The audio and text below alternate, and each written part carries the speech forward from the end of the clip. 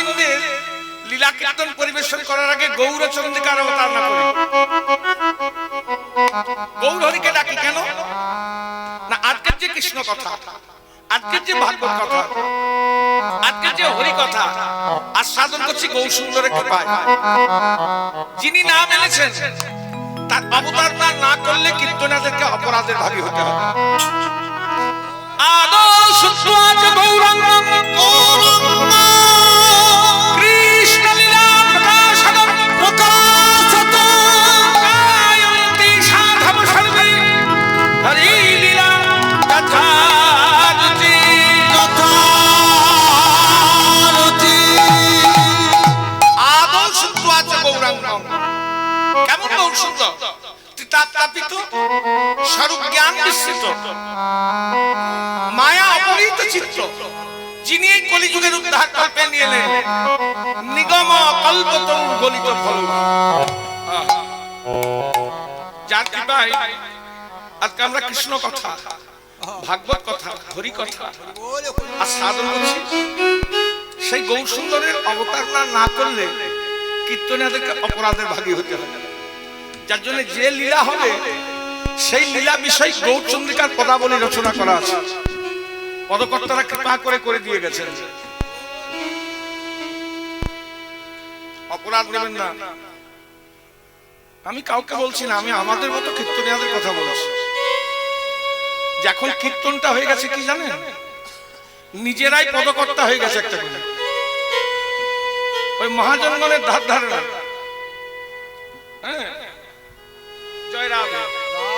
এই মহাজনগণদের এক একটা পদাবলী না, এক একটা চন্দন তুলসী গোবিন্দের চরণে দেওয়া হয়।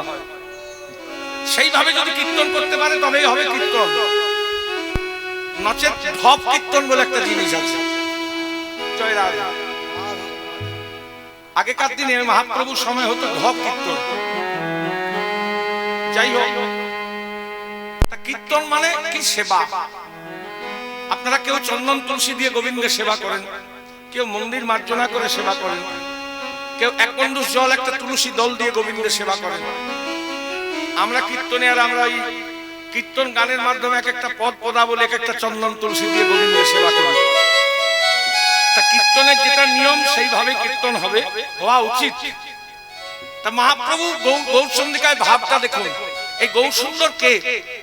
যে গৌরের কথাটা আমরা প্রথমেই দেখবেন আষাঢ়ে আসার আগে, যে দলই হোক না কেন, কি বলে? নিতাই গৌর সীতানাথ প্রেমানন্দে গৌর হরি হরি বল। তাতে নাম কীর্তনই হোক, লীলা কীর্তনই হোক, যে কীর্তনই হোক, আগে গৌরের আশ্রয় নিতে হবে। কেন? আমরাও যখন মঙ্গলাচরণ করলাম, আমি প্রণাম মন্ত্র পাঠ করছিলাম মহাপ্রভু, তাতে কি বললাম? আজ আনন্দিত ভুজ কালকা বলালো সংকীর্তনৈ কপিতরো কমলায়তাক্ষ বিশ্বম্ভরো দ্বিজবলো যুগান্তর কপাল বন্দে জগৎ প্রিয় করো করুণায় অবতার। করুণায় অবতার মানে না বুঝলে আস্বাদন পাওয়া যাবে না। মহাপ্রভু রূপের কথা বর্ণনা করাছে, গুণের কথা। মহাপ্রভু রূপটা কেমন ছিল? আজ আনন্দিত ভুজ, হাত দুটো ছিল জানুর নিচে। ওরকম মানুষ দেখেছেন? কনকাবদাত কাঁচা সোনা কনক চাপা ফুলের মতো গায়ের রং। মহাপ্রভু কে ছিলেন? সংকীর্তনৈ কপিতর, মানে সংকীর্তনৈ কপিতর মানে কি?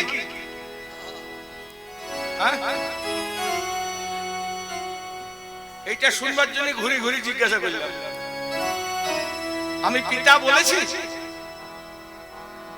পিতর, পিতা পিতর পিতর, পিতা এক বচন, পিতর দুই বচন, মানে একটা বাবা নয়, দুটো বাবা। আচ্ছা বাবা, কারোর যদি দুটো বাবা হয় ভালো কথা? এ তো ভালো কথা নয়। কীর্তন কি সেরকম? মহাপ্রভু বললেন না। কেন দুটি বাবা বললো জানেন? একটা পিতা হচ্ছেন কে? শ্রীমন মহাপ্রভু। আরেকটা পিতাকে চৈতন্য অভিন্নতম আমার নিত্যানন্দ। এই গৌরা নিতাই আলাদা কেউ নয়, চৈতন্যই অভিন্নতম নিত্যানন্দ। তাহলে যার কৃপায় আজকে আমরা কৃষ্ণ কথা, ভাগবত কথা, হরি কথা আস্বাদন করছি, সেই গৌর সুন্দরের অবতারণা না করলে কীর্তনীয়াদেরকে অপরাধের ভাগী হতে হবে। এই গৌরটিকে, যে গৌরের কথা আমি বলছি, সেই গৌর সুন্দরটিকে রাধা আর কৃষ্ণ মিলিত বিগ্রহ গৌরাঙ্গ।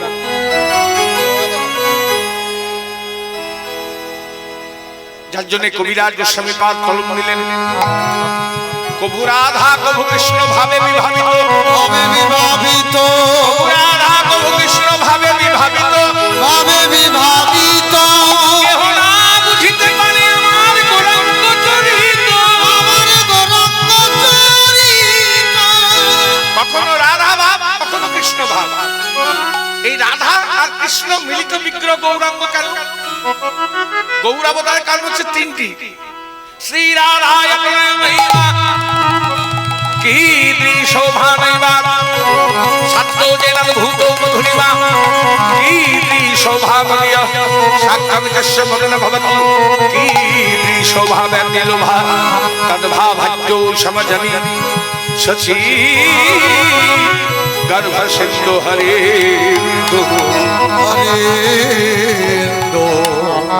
শ্রী রাধায় মহিমা, রাধা রানী আমায় ভালোবেসে কি সুখ পায়, কি আনন্দ পায়।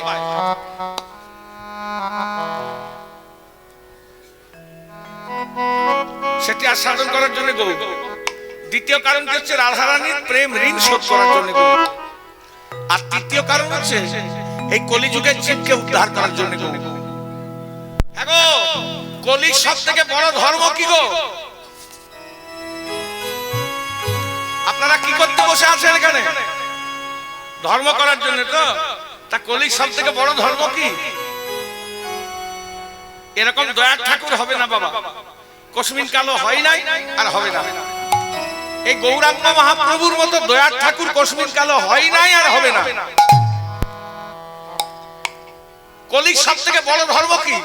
নাম বিনে কলিযুগের নাই অন্য ধর্ম, নাই অন্য ধর্ম, ধর্মমন্ত্রের সার নাম এই কলির মর্ম, এই কলির মর্ম। হরে নাম হরে নাম হরে নাম কেবল কেবল কলো নাস্তে বনাস্তে বনাস্তে ভগতিরন্নথ। অন্যথা। মহাপ্রভু বলেন নাম করো, নাম চিন্তামণি সর্বব্রতের ফল পাবে, সর্বকর্মের ফল পাবে। কলির সব থেকে বড় ধর্ম হচ্ছে হরিনাম। নামে নামে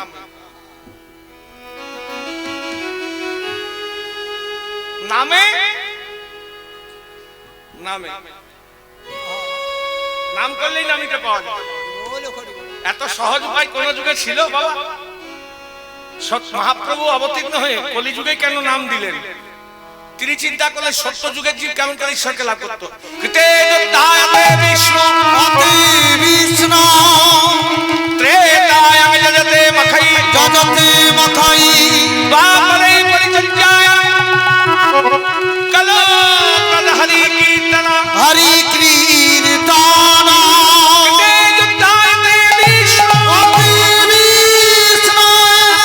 সত্য যুগের জীবেরা হাজার হাজার বছর ধরে বিষ্ণু ধ্যান করে, ধ্যানের দ্বারা ঈশ্বরকে লাভ করত। কলিযুগের জীব ধ্যান করতে পারবে বাবা? এখানে অনেক ভক্ত বসে আছেন, কই কে ধ্যান করেন? একটু হাত তুলে বলুন দেখি।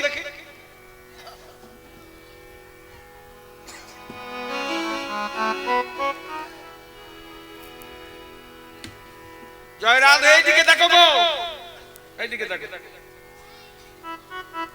যখন গুরুদেব শ্রী গুরুদেব দীক্ষা দেন তখন বলে মা একটু ধ্যান করো, বাবা একটু ধ্যান করো, একটু নির্বাসন করো। আমরা চেষ্টা করি না তা নয়, করি।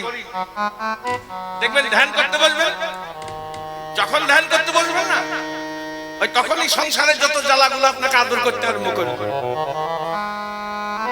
যত চিন্তায় সে ঘিরে ধরবে। কলিযুগের জীবের চিত্ত চঞ্চল, মহাপ্রভু দেখলেন ধ্যান করতে পারবে না। সত্যের পরে হচ্ছে তা যুগ। ত্রেতায় জগতে মখাই, মখাই মানে যোগ্য করা, যোগ্য আপনাদের গ্রামে যজ্ঞ হয়?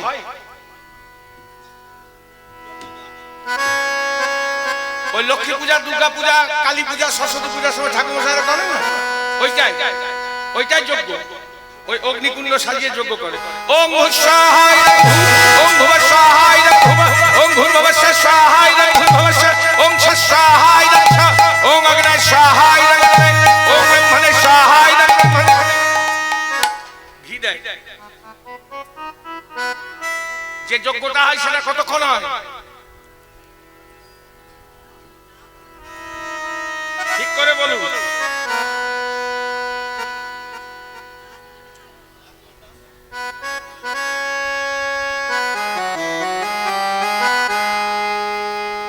কতক্ষণ হয় যজ্ঞগুলো? কতক্ষণ হয়? যজনকে জিজ্ঞাসা করবেন তো রকমের বলবেন, কেন সময়ের তো কোনো ঠিক নাই। আমি বলে দিচ্ছি কতক্ষণ। 100 গ্রাম ঘি যতক্ষণ চলবে। মহাপ্রভু বললেন এতে যজ্ঞ সম্পন্ন হবে না।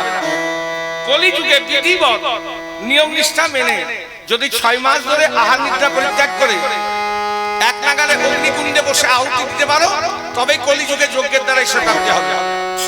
তা কলিযুগের জীব 6 মাস না খেয়ে বেঁচে থাকতে পারবে? জয় রাধে। তোমরা বেশি উপোস করো, 6 মাস উপোস দিতে পারবে? আমি যদি বলি কালকে একটা ভালো তিথি আছে, উপোস করবে, তোমাদের সব মনস্কামনা পূর্ণ হবে। তা আমি যদি বলি না, আমাকে বলবে বেশ কীর্তনিয়া বাবা তুমি যখন বলছো তখন উপোস করব। আবার কিছুক্ষণ পর আমাকেই ঘুরিয়ে জিজ্ঞাসা করে কি খাবো বাবা?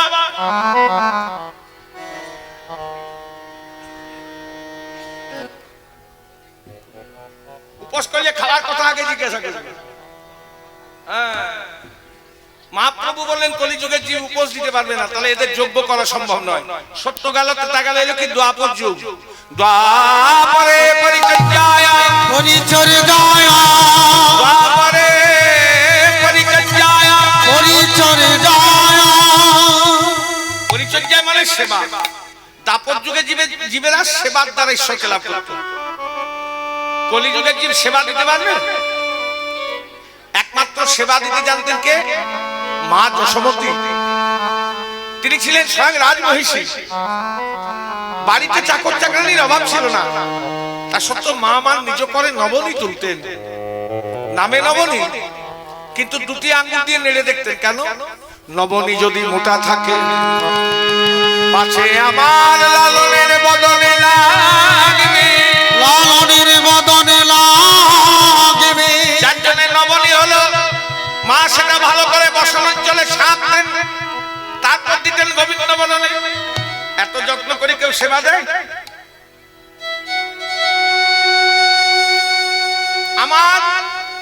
আমি আমার কথা বলি।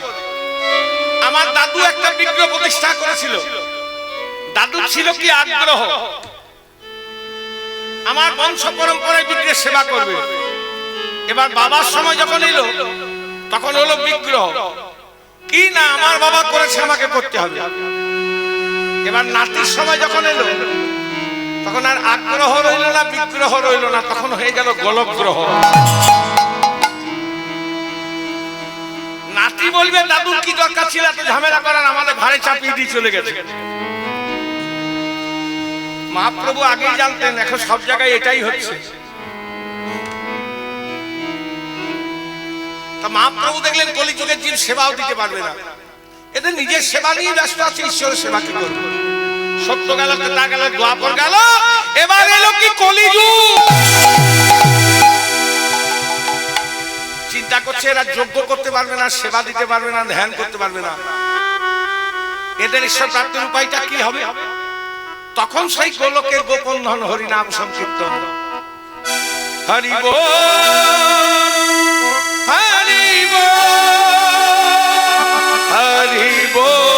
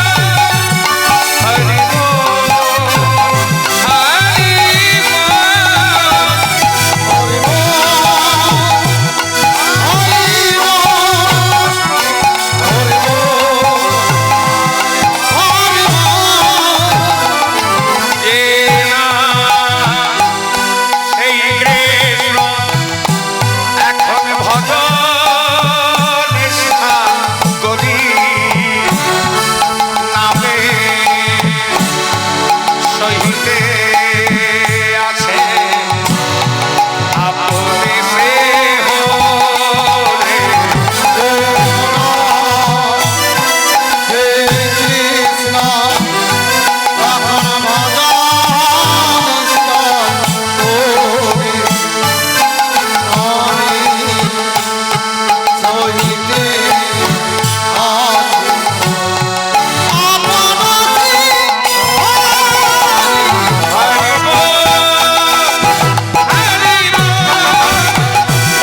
হরি বল হরি বল হরি বল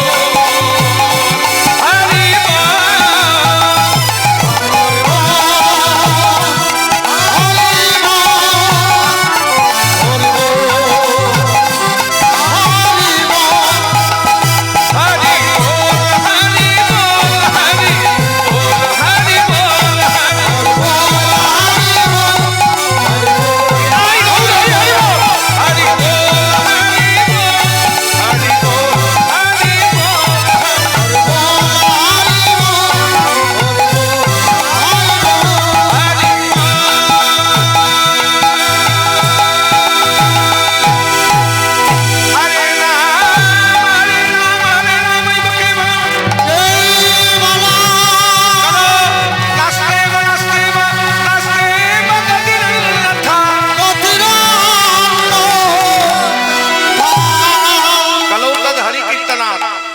বলে একবার হরি নাম ভিক্ষান একবার হরি বল বল যে গৌর হরি কলি যুগে জীবের দ্বারে দ্বারে নাম দিলেন সেই গৌর হরি আজকে ভাবের গতি কি হয়েছে কেমন জয় রাধে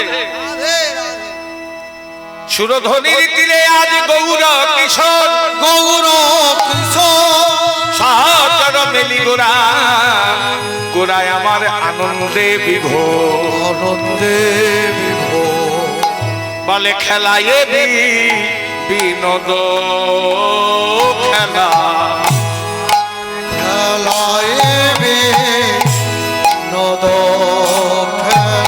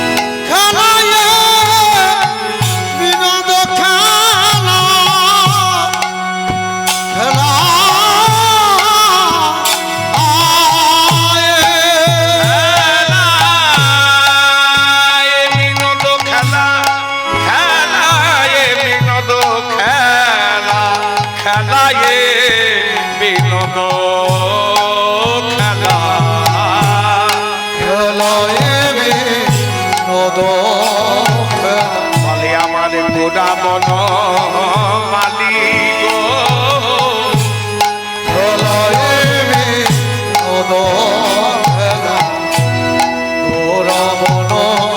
মালি গো বলে আজ পুলি নেবি বিহার করে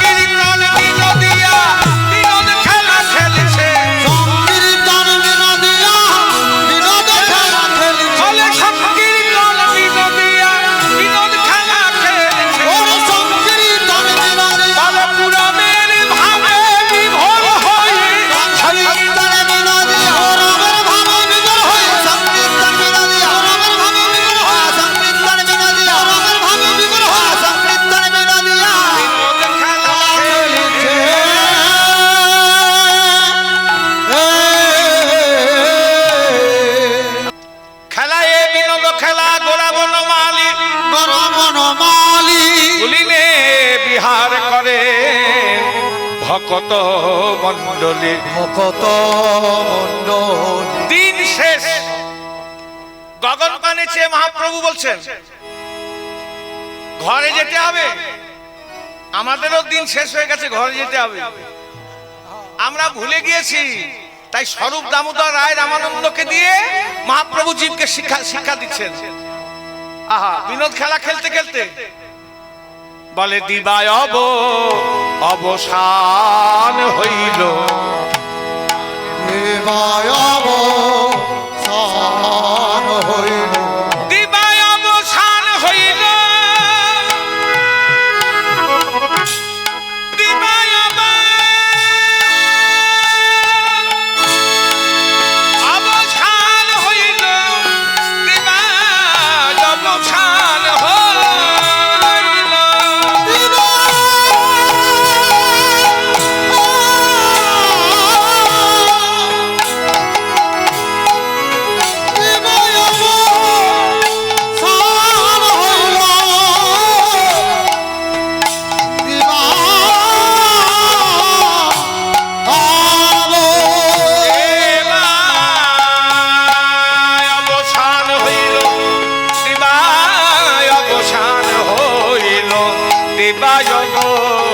অবসান হইল, আজ দিবায় অবসান হইল, আবার চলো যাই ঘরে গো, দেবায় অবসান হইল, চলো যাই ঘরে গো। আরে আজ মায়ের না দেখে প্রাণ কেমন জানি করে গো, মায়ের না দেখে কেমন জানি করে গো। এবারে যেতে হবে ভাই, যেতে হবে ভাই, বলে যেতে হবে ভাই, যেতে হবে ভাই, আর তো মেনে বেলা নাই, যেতে হবে ভাই, আর তুমি বেলা না, যেতে হবে ভাই, বলে আর তো মেনে বেলা নাই, যেতে হবে ভাই, আর তুমি বেলা না, বলে আর তো মেনে বেলা নাই, যেতে হবে ভাই, আর তুমি বেলা না, যেতে হবে ভাই, আর তুমি বেলা না, যেতে হবে ভাই, আর তুমি বেলা না, যেতে হবে ভাই, যেতে হবে ভাই।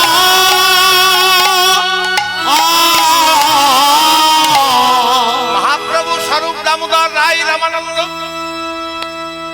এদেরকে বলছে গগন পানে চেয়ে দেখো আর মেনে বেলা নাই, বেলা না, এবার ঘরে যেতে হবে,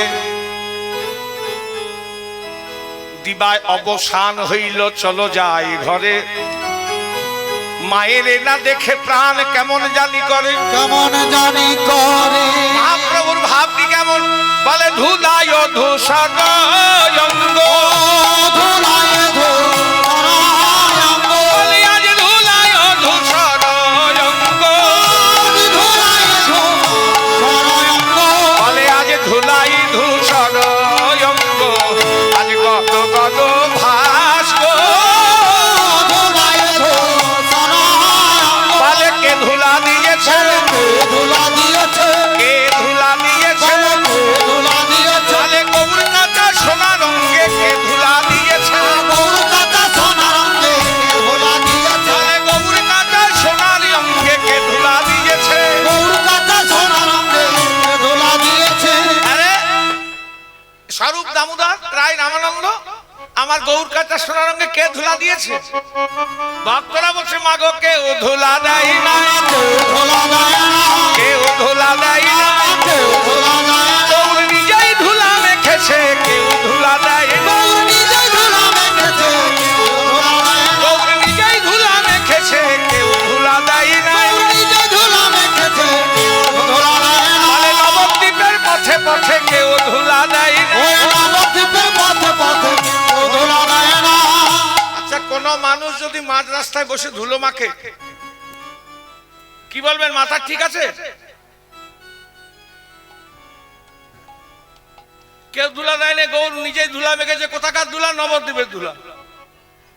কেন এই ঝিলুরে এসে ধুলা মাখলো না? জয় রাধে। রাধে রাধে কেন আসানসোলে মাগলো না? জয় রাধে। রাধে আসানসোলে কেন ধুলা মাগলো না?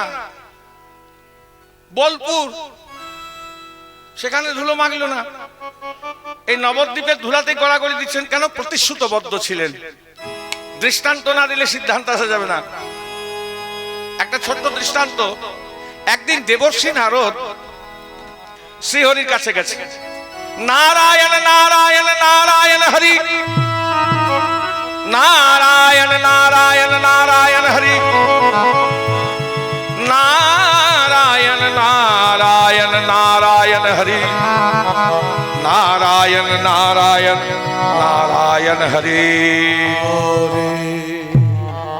এই বলতে বলতে নারায়ণের গুণগান গাইতে গাইতে শ্রীহরির কাছে এসেছে। শ্রীহরি দেবর্ষী নারদকে দেখে বলছে, এসো এসো দেবর্ষী, এ অসময়ে আসার কারণ কি? না প্রভু একটা প্রশ্ন আছে। কি প্রশ্ন?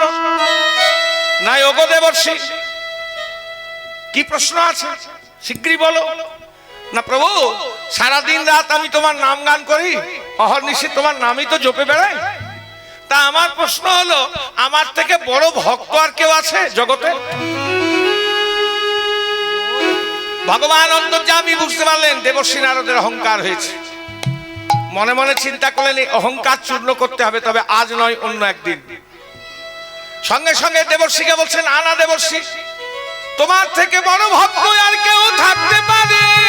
কেউ থাকতে পারে? দেবর্ষীর আনন্দে সীমা নেই। আনন্দে আবার দেবর্ষী নারায়ণের গুণগান গাইতে গাইতে চলে গেলেন। আবার বেশ কয়েকদিন পর দেবর্ষী নারদ শ্রীহরির কাছে চলে আসছেন। প্রভু অন্তর্যামী। দেবর্ষী নারদের আগমন বার্তা জানতে পেরে ভগবান চিন্তা করলেন আজকে দেবর্ষীকে শিক্ষা দিতে হবে। তাই ভগবান করেছেন কি, অসুস্থতার ভান করে পড়ে আছে। দেবর্ষী নারদ এসে দেখছেন প্রভু শয্যায়।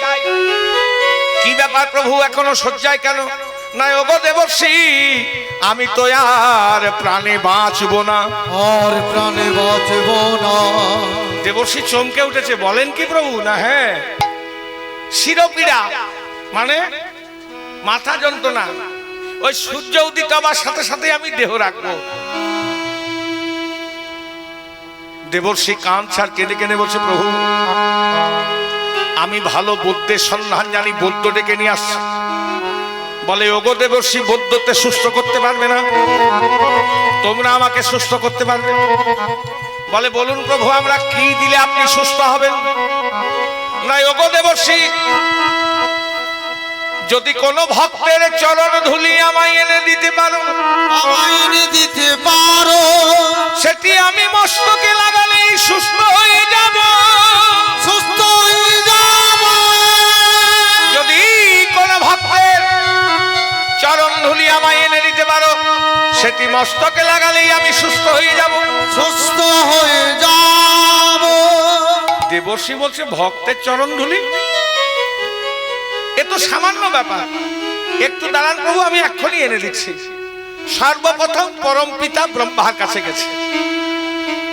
ব্রহ্মার কাছে গিয়ে বলছে, ওগো পিতা, আমাদের প্রাণের ঠাকুর আর প্রাণে বাঁচবে না।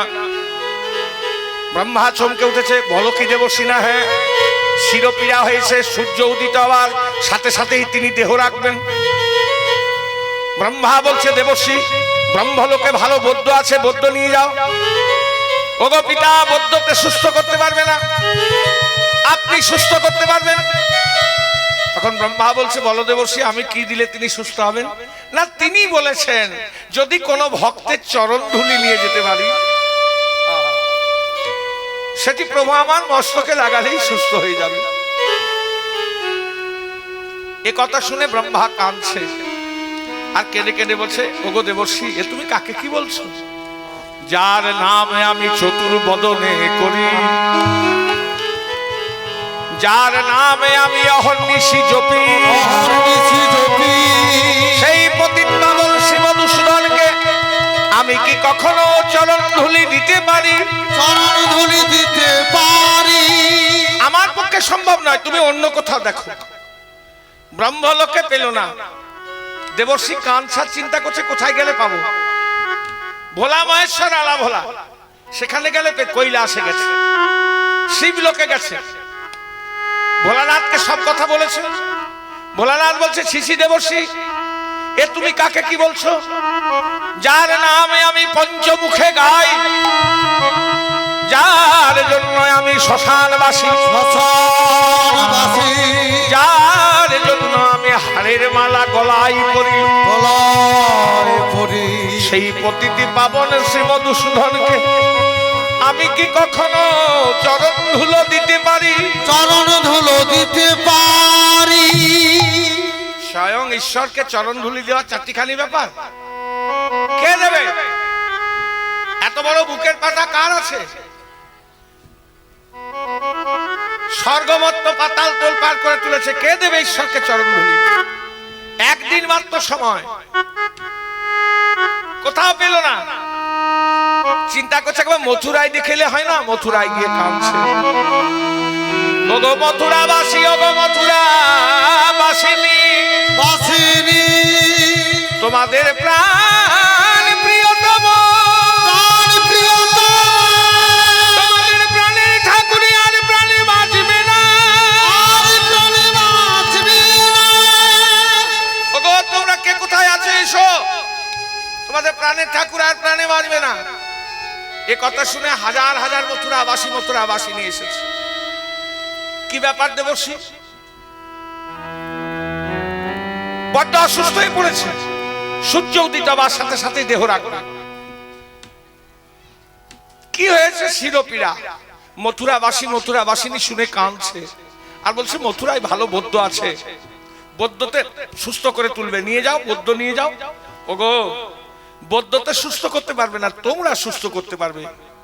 বলে বলো আমরা কি দিলে সুস্থ হবে? না, তিনি বলেছেন যদি কোনো ভক্তের চরণ ধুলি দিতে পারি।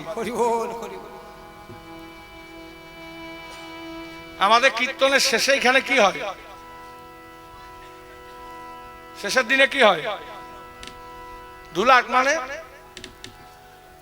ওই নেচে নেচে রাস্তায় রাস্তায় ঘুরে বেড়ানো। যেখানে কীর্তন হলো সেইখানে ধুলায় গড়াগড়ি দিতে হবে। কেন জানেন? এখানে বহু সাধুগুরু বৈষ্ণবের আগমন হয়, তাদের চরণ ধুলো পড়ে থাকে, আর সেই ধুলায় গড়াগড়ি দিলে আপনার কৃষ্ণ ভক্তি হবে। ওই জন্যই ধুলাট বলে। ধুলাট মানে নেচে নেচে রাস্তায় রাস্তায় ঘুরে বেড়ানো নয়। জয় রাম।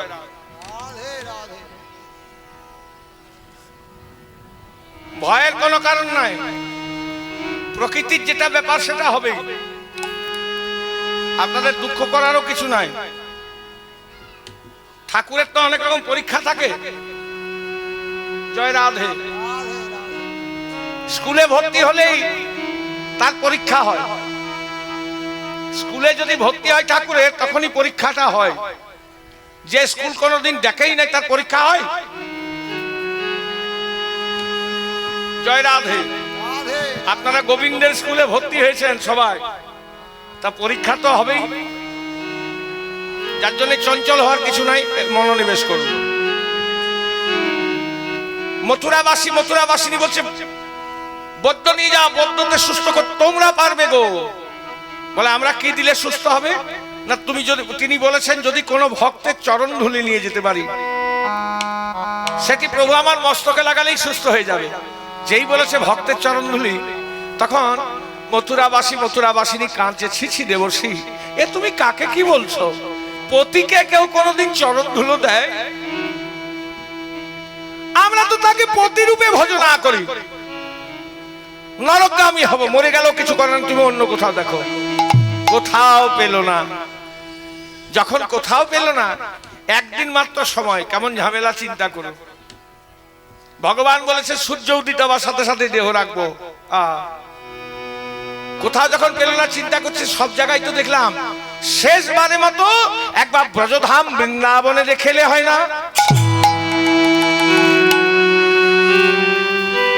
বৃন্দাবনে গিয়ে যমুনার কূলে দাঁড়িয়ে কাঁদছে, আর কেঁদে কেঁদে কি বলছে জানেন? ও গো ব্রজবাসী, তোমাদের প্রাণ প্রিয়তম,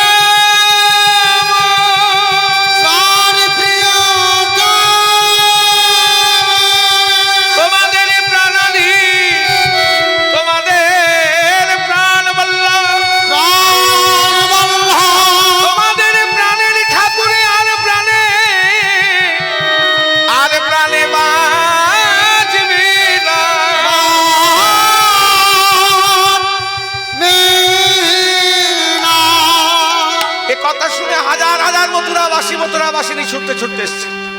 কেন কেন দেবর্ষি, কি হয়েছে? ব্রজবাসীরা হাজার হাজার ছুটতে ছুটতে দেবর্ষিকে ঘিরে ধরেছে। কি হয়েছে? প্রভু তো বৃন্দাবনে ছিলেন, ভালোই ছিলেন, শিরপীড়া হয়েছে গো। সূর্য উদিত হওয়ার সাথে সাথে প্রভু দেহ রাখবে। বলে দেবর্ষি, বৃন্দাবনে ব্রজে ভালো বৈদ্য আছে, বৈদ্য নিয়ে যাও। ওগো ব্রজগোপী, বৈদ্যতে সুস্থ করতে পারবে না, তোমরা সুস্থ করতে পারবে না। বলে বলো দেবর্ষি, আমরা কি দিলে তিনি সুস্থ হবেন? না ভো ব্রজগোপী, তিনি বলেছেন যদি কোনো ভক্তের চরণ ধুলি নিয়ে যেতে পারি, সেটি আমার প্রভু মস্তকে লাগালেই সুস্থ হয়ে যাবে। সুস্থ হয়ে যাবে। গোপীদের অনুরাগ দেখুন, শোনা ভালো। হাজার হাজার ব্রজগোপী একসাথে চরণ বাড়ি দিয়েছে, নিয়ে যাও দেবর্ষি চরণ ধুলি। দেবর্ষি বলছে সাবধান ব্রজগোপী, নরকগামী হবে। কাকে ধুলো দিচ্ছ মনে আছে তো? গোপীরা কান ছাড় বলছে, জানো? তুমি জানো না দেবর্ষি, এই দেহ মন প্রাণ যখন সবই চরণে সমর্পণ করেছে, তখন আমাদের বলতে তো আর কিছু নাই। দেহ মন প্রাণ কুল শীল মান লজ্জা ধৈর্য গুরু গৌরব সব যখন তার চরণে সমর্পণ করেছি, এ দেহ থেকে চরণ ধুলি সে তো তারই জিনিস, তার জিনিস তাকে দেবো। নিয়ে যাও, যত অপরাধ হবার হবে, অপরাধ আমাদের হবে, নিয়ে যাও। গোপীরা খুব রসিক হয়, বলছে ধুলো নিতে এসছো, জায়গা নিয়ে এসছো। যারা সম্পূর্ণ ব্রহ্ম নারায়ণের সেবা করে তারা খুব রসিক হয়।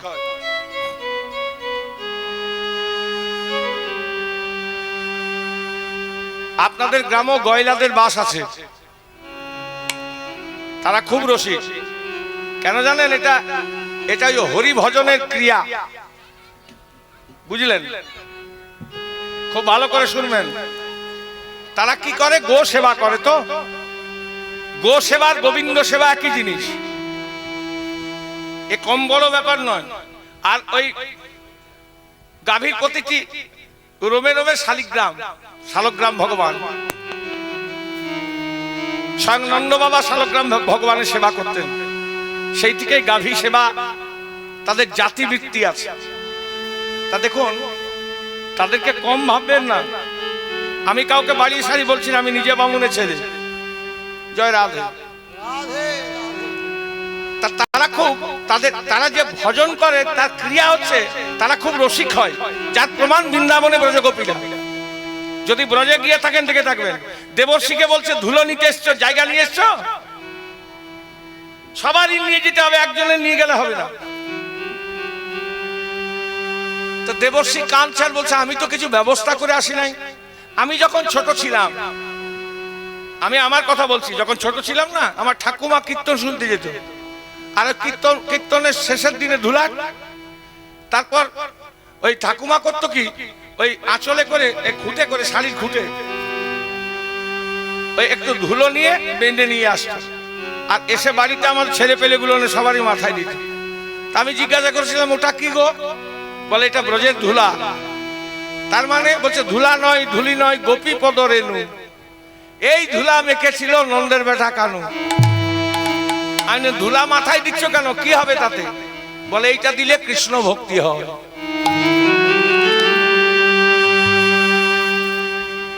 আমাদের তো কোনো ভক্তি নাই বাবা। জয় রাধে। কৃষ্ণ কৃপা হবে। আপনারা যে এই ধুলায় বসে বসে কীর্তন শুনছেন না, কত সাধুগুরু বৈষ্ণবের আগমন হয় ধুলায় পড়ে আছে জানেন? আর কে কেমন ভাবে আসে বলতে পারবেন?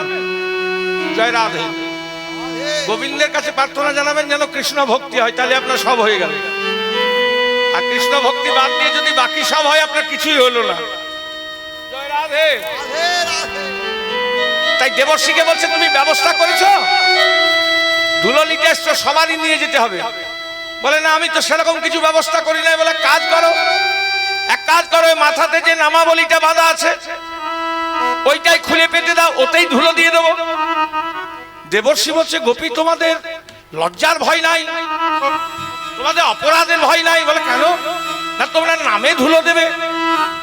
দেবর্ষি বলছে যখন নামীকে দিতে পারি তার নামে দেবো। যত অপরাধ হবে প্রভু তো সুস্থ হবে, তাড়াতাড়ি পাতো। এবার দেবর্ষি কানতে কানতে মাথার থেকে নামাবলিটা খুলে পেতে দিয়েছে। গোপীদের অনুরাগ দেখুন, যার চরণে ধুলো লেগেছিল সে তো ঝেড়ে দিচ্ছে, আর যার চরণে ধুলো ছিল না সে ধুলো লাগিয়ে ধুলো ঝেড়ে দিচ্ছে। যেই নামে ধুলো পড়েছে অমনি ভগবান সুস্থ হয়ে উঠে বসেছেন। লক্ষ্মী দেবী চরণ সেবা করছিলেন, বলেন কি ব্যাপার প্রভু, এখনো ধুলো এলো না, সুস্থ হয়ে গেলে? হে লক্ষ্মী দেবী, বৃন্দাবনে ব্রজগোপীরা আমার নামে ধুলো দিয়েছে, দেখো সেই ধুলো এসে আমার মস্তকে পড়েছে, আমি সুস্থ হয়ে গেলাম। এখানে ভগবান প্রমাণ করে দিলেন নাম এবং নামীর মধ্যে কোনো ভেদ নাই। এবার হাজার হাজার গোপী একটু করে ধুলো হলে কতটা হবে? বেশ এই বস্তা খানেক হয়েছে, সেটা পুটলি করে বেঁধে দিয়েছে। দেবর্ষিকে বলছে শিগগিরই নিয়ে যাও। কত ভক্তের চরণ ধুলো চিন্তা করুন। এত ধুলো হয়ে গেছে দেবর্ষি কাঁদছে, তুলতে পারছে না। তখন গোপীরা হাসাহাসি করছে, রসিকজন তো, বলছে দেব ঋষি রে, সামান্য গোপীদের চরণ ধুলো তুলতে দে দে দে দে, সহযোগিতা করে দে।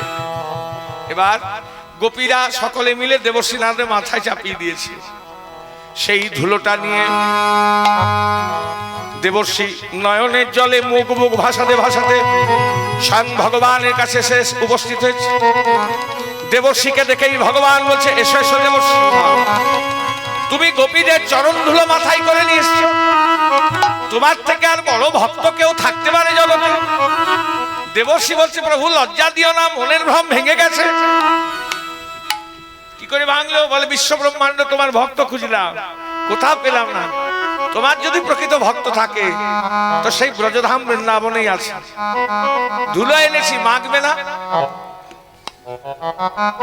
বলে দেবর্ষি গোপীদের চরণ ধুলো অবজ্ঞা করা যায়? মাখবো, তবে আজ নয়, এ ধুলো তুমি বৃন্দাবনের আকাশ বাতাসে উড়িয়ে দাও। ভগবানের কথা মতো ধুলো উড়িয়ে দিলেন। ধুলো উঠতে উঠতে এসে এই বাংলার ভূমিতে গঙ্গার বক্ষে এসে পড়ল। একটা দ্বীপের সৃষ্টি হলো, যে দ্বীপটার নাম হলো নবদ্বীপ। ভগবান বললে আজ আমি ধুলো মাখবো না, কবে মাখবে? বলে সেদিন যাবি আমি ধুলো মাখবো।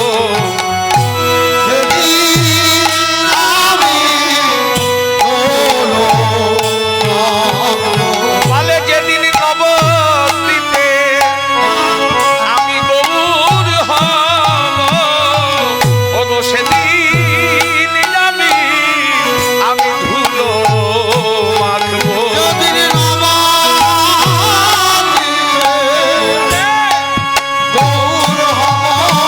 বলে মুখে হরি বল হরি বল হরি বল বলবো, নবদ্বীপে আমি গৌর হব।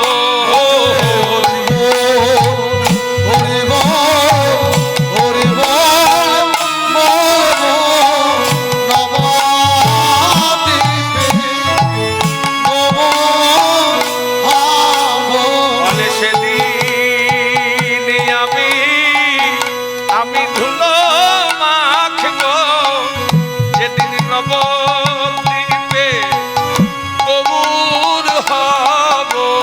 সেদিন আমি গৌর হব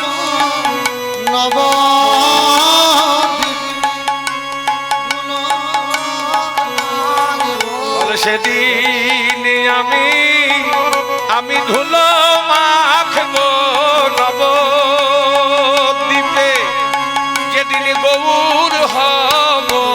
সেদিন আমি ধুলো মাখবো, যেদিন নবদ্বীপে গৌর হব। সেদিন আমি ধুলো মাখবো, যেদিন নবদ্বীপে গৌর হব। সেদিন আমি ধুলো মাখবো, যেদিন নবদ্বীপে গৌর হব। যেদিন নবদ্বীপে গৌর হব, সেদিন